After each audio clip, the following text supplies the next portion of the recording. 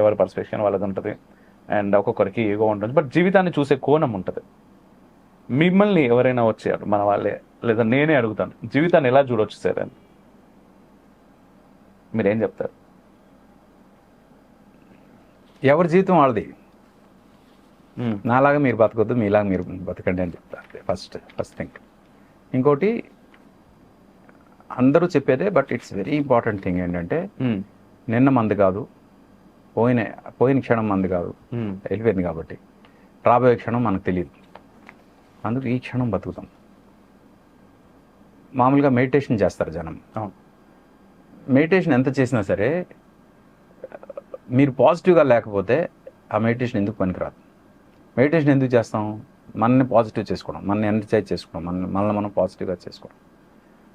Meditation ఇలా అయిపోగానే మళ్ళీ నెగిటివ్ పనుల మీదకి వెళ్ళిపోయాం అనుకోండి, వెళ్ళిపోతే ఆ మెడిటేషన్ తనకి ఇంపాక్ట్ ఏముండదు. నేనేమంటానంటే డూ కాన్షియస్ మెడిటేషన్. అంటే పావుగంట మెడిటేషన్ కూర్చొని చేసాము అది కాదు, కాన్షియస్గా మెడిటేట్ చేయండి. అంటే ఏంటి? ఈ క్షణం,